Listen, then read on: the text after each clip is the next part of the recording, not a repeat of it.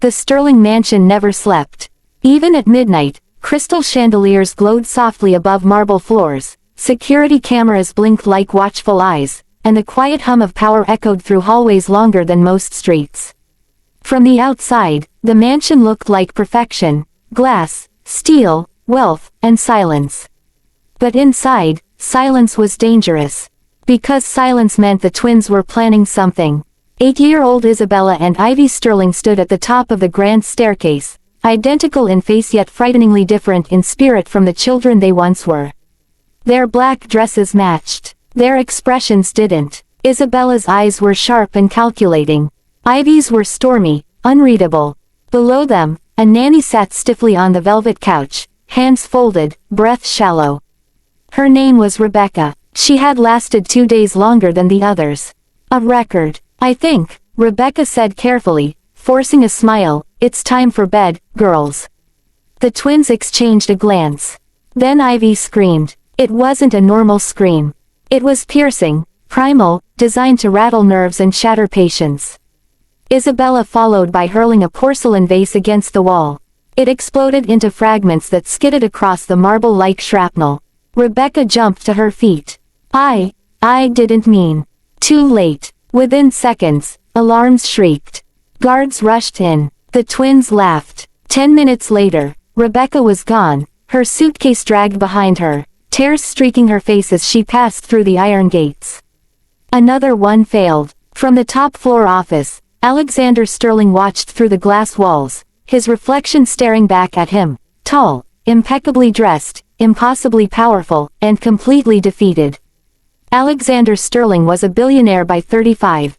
By 42, he owned companies across continents, controlled markets, influenced governments.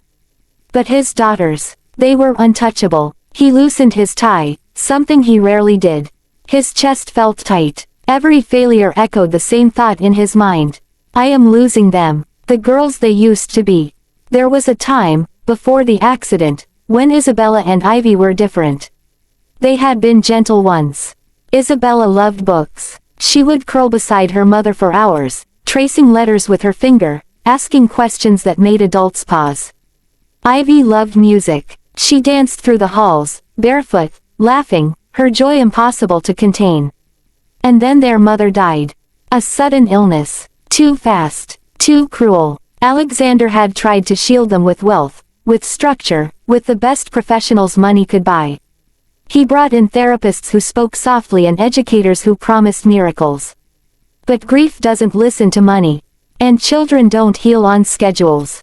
The twins learned something early. People left. Their mother left. Nannies left. Teachers left. So they made a decision, unspoken but powerful. No one gets close. If they pushed hard enough, everyone would disappear before they could be abandoned again. The reputation. In elite childcare circles, the Sterling twins became a warning. Agencies whispered about them. Some refused to send candidates at all. Others demanded triple pay, hazard clauses, psychological waivers. One therapist resigned after Isabella locked her in the bathroom for an hour. Another quit when Ivy stood silently for an entire session, staring without blinking, refusing to speak a single word. The twins weren't loud all the time. That was the worst part. They were strategic. They learned how long someone could tolerate silence. How much chaos it took to trigger fear. Exactly where adults were weakest. They didn't act like children. They acted like survivors. The man who cleaned the floors. Daniel Carter had been working the night shift for 6 months. He arrived after sunset, when the mansion was quieter, when most staff avoided the East Wing, the twins' territory. He pushed his cleaning cart slowly, methodically, never wearing headphones, never rushing. Daniel noticed everything: the cracks in the marble tile near the staircase, the faint handprints on the glass doors, small, child-sized. The way the twins watched him sometimes from behind corners, unseen, or so they thought. Daniel was a single father. His wife had died 3 years earlier, leaving him with a 7-year-old son and a mountain of bills. He worked 2 jobs when he could. Night shifts paid a little more.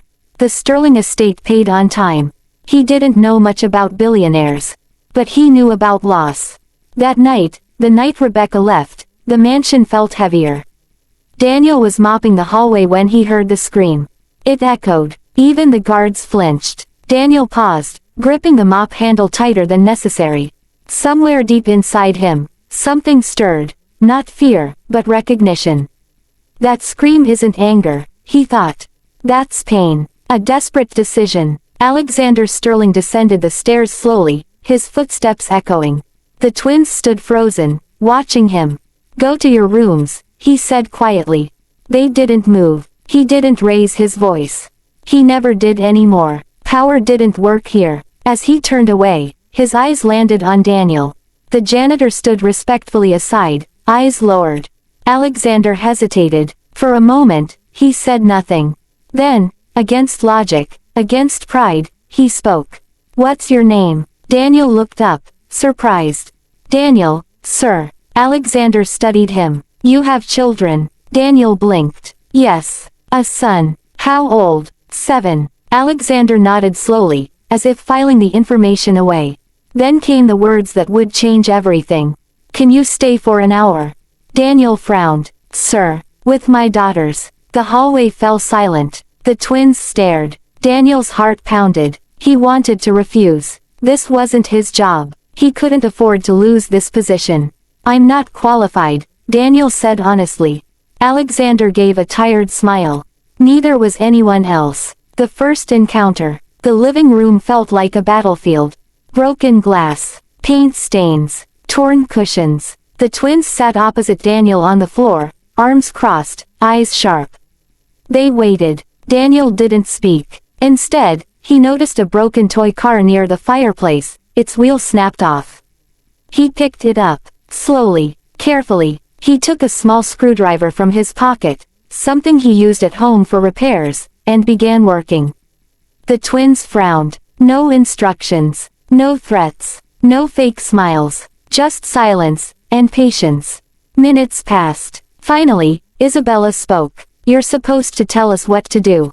Daniel didn't look up. I'm fixing the car. Ivy tilted her head. Why? Because it's broken. What if we break it again? Daniel shrugged. Then I'll fix it again. Or maybe you will. The twins exchanged a glance. No one had ever answered them like that.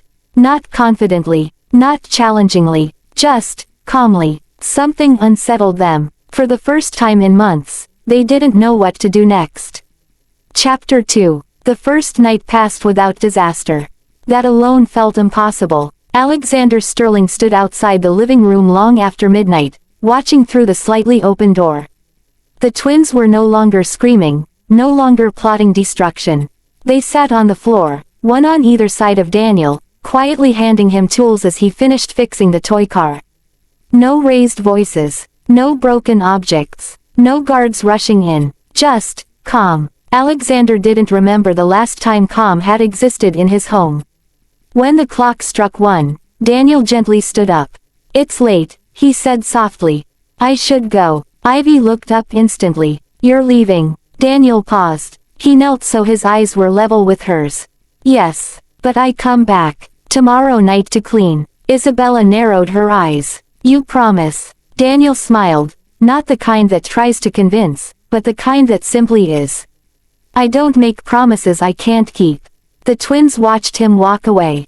They didn't follow. They didn't scream. Alexander felt something tighten in his throat. The test. The next evening, the twins were waiting. Not hiding. Not pretending indifference. Waiting. Daniel noticed immediately. He said nothing, just nodded and pushed his cleaning cart inside. The test began quietly. Isabella knocked over a chair, by accident. Ivy spilled water across the floor, watching carefully.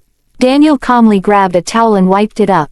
No scolding. No reaction. They escalated. They argued loudly, throwing sharp words at each other, glancing at Daniel for signs of frustration. He kept cleaning, humming under his breath, a tune so faint it barely existed. Finally, Ivy snapped. Why don't you get angry? Daniel stopped. He leaned against the wall, thinking. Because, he said slowly, anger doesn't fix things. It only makes people feel unsafe. The twins fell silent. Unsafe. That word lingered. A rule unlike any other. On the third night, Daniel introduced the only rule he would ever enforce. He sat cross-legged on the floor, the twins across from him. "I won't force you to listen to me," he said. "And I won't punish you for being angry." Isabella scoffed. "Then what's the point?" Daniel met her gaze. "The point is, I will always listen. And I won't leave." The twins froze. "Adults always left," Ivy whispered. "Everyone says that." Daniel nodded. "I know." Silence. Then Isabella asked, almost angrily, "Why should we believe you?" Daniel didn't answer immediately. Instead, he reached into his pocket and pulled out a photo, creased, worn. A little boy smiling. "My son," Daniel said. "I promised him I'd never disappear like his mother did." The twins stared at the picture. For the first time, the walls cracked. The storm. A week later, a storm hit the city. Thunder shook the mansion. Rain battered the glass walls like fists. The twins' rooms were dark when Daniel passed by. Then he heard it. Crying. Not screaming. Crying. He knocked gently and entered. Ivy sat curled on the bed, trembling. Isabella stood stiffly near the window, pretending not to care. Daniel sat on the floor. "I hate storms," Ivy whispered. Daniel nodded. "Me too. Why? They remind me how small we are." Another crack of thunder made Ivy flinch. Without thinking, she moved closer to Daniel. He didn't comment, didn't celebrate. He simply stayed. Minutes passed. Then hours. The storm faded. And something else faded too, fear. The truth comes out. That night, the twins talked. Really talked. They spoke about their mother's perfume still lingering in the hallway. About waking up and forgetting she was gone, only to remember again. About feeling invisible inside a mansion full of people.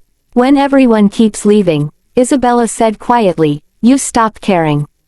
Daniel listened. He didn't interrupt. Didn't try to fix their pain. He just let it breathe.